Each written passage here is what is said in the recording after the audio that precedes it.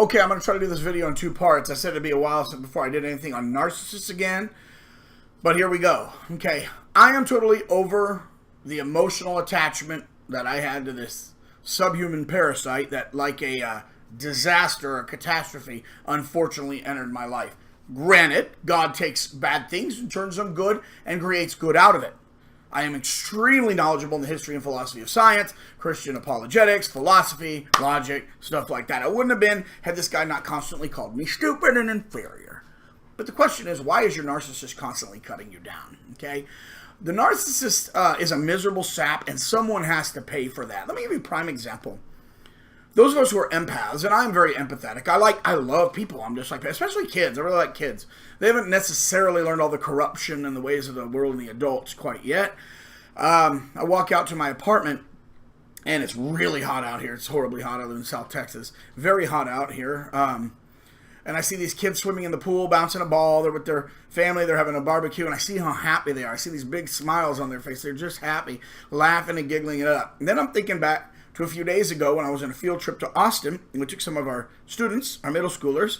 Many of my middle schoolers have been with me since first grade. How do you like that, right? First grade, because I was their teacher, and then I moved up, and I changed schools, and so I've had them for 8 years.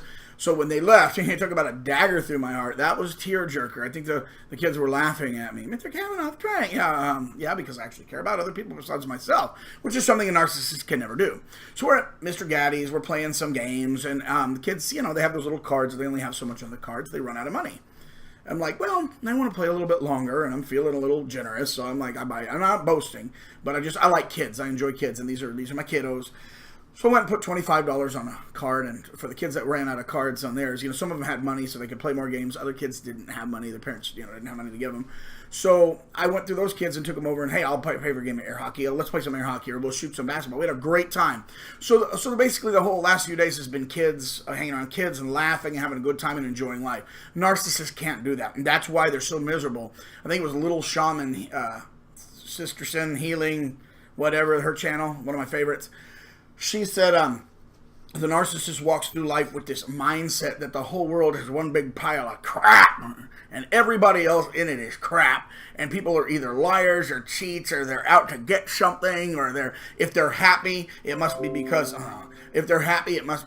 they're either stupid people and inferior, or they're fake, which explains this constant demon they have within them. Now, this demon has to be pacified, and it's going to be either pacified by getting positive attention or negative attention.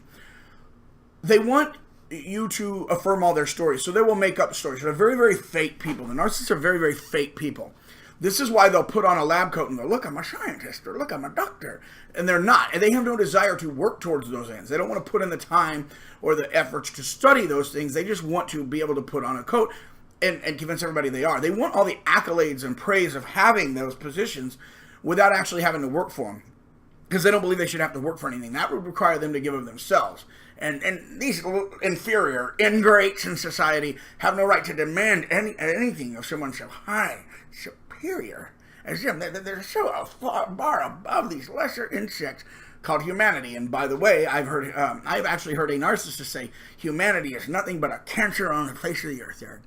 Now think about it. And I'm being very scientific, like the science. No. That's a value judgment, brother. When you say that this human has no value at all, that's not science. That is a value judgment. You're into philosophy. Not that I'd expect these idiots to know the difference. They don't even know who they are. That's why they're like, I'm this person when I'm this person, when I'm this person. But this person, I'm like him and he's like me. They have to mirror people. They're getting their identity from everything from copycatting people to TV box. Sure, that guy's like me on TV. They don't know who they are. They're lost. They're effed up big time. Their minds are whacked. So they need to get all this positive attention and praise to create this false self, so that you'll praise them, and then they feel like they have some sort of identity that they have created. It's all false. It's all fake. But if you're not buying their bullcrap stories, for example, they might say, I'm a great doctor and I have my own medical practice. Well, that's total crap. At first you might believe it. Wow, you're a doctor in your medical practice. Then you start seeing through it. But you start going, that's kind of like what I did. Like, well, okay, it's just a fantasy they have, but it's a harmless fantasy. Everybody has fantasies. But here's the problem. With them, it's not a harmless fantasy. With them, it's, we all dream of success and talent and things that we can achieve. Sometimes we work towards them. Sometimes we give up and go, we got to face reality. with them it's very, very dangerous, because that whole fake pseudo reality that they have made up in their very, very miswired and very disordered brains is where they have to live all the time to protect this weirdo that they really are. This nobody, this nothing, this fool. Instead of protecting that scared little boy in the corner going, that's nobody. That's never accomplished anything except hurting people and abusing people. That's never wrong. So they're always defending that with, I am never wrong about anything. I am superior. F God, he should worship me. I don't know what's going on with these people, and I can't help it. And if they were traumatized as a kid, then I'm very, very sorry about that. But I've dealt with trauma in my life, and I know other people who have, that don't use that as an excuse to go hurt people. I was married to a wonderful woman, and I hurt her. she loved me, and I punished her. I don't care who you are. That's not acceptable. But that's what they do. And this is funny to them. Inferior weakling. It's not, to any narcissist who's watching this video, it's not that we're inferior because we care about each other. It's because that is what normal people do. And you all are not normal. You are screwed in the head. Your families that, are usually screwed up families too. Maybe you, and I've seen pictures of narcissists where their eyes, one will stay straight and the other will shoot this way. I've seen where the eyes go. Obviously something is flaked going on here. How is that my fault? How can that ever be your fault? They are what they are. Just get out of these beasts, okay? Now, I'm not trying to attack. I'm not going to harass or even, no contact, right? I will never in my life with me ever contact the narcissist. Not even to insult him. I used to think I'm going to pay him back for insulting me. So I'll throw an insult at him. Because, his big insult at me was I was stupid and I didn't understand anything about science, and that's why I had to be kicked out, because I didn't know science, right? Well, did he go on to the next supply and because it had scientific knowledge? No, that next supply was an idiot. It's like, say things like, I don't know nothing about none of them science, but I sure find me some good Jesus say my heart, and he married this thing. But anyway, and I'm a Christian too. I'm not knocking that particular belief, but this was a Pharisee, and it doesn't matter. It doesn't matter who the old supply is. It doesn't matter who the new supply is. It's always the same with these people. Narcissists go through life viewing people as objects whose only point is to serve them. There's like a remote control. And when it works, it's my best friend. But when it doesn't, I hate you, son of a bitch, punish you. Okay, and that's what they do. I also find it funny, out of the whole time, my former narcissist, no names, I'm not bringing in personal information, not my problem, not my business. Let them go in peace, because if they go in peace, they don't ever come back. If they get mad, then I don't ever want to have to see this again, this horrible cretin. So anyway, I'm good, but I'll just say, so they use people, they abuse people, they see people as objects, and then they must punish them, because they feel if they hurt you and you get upset, your reactions to the pain, they like hurting people. I even had one narcissist go, maybe I just like hurting people, okay, I like to hurt people.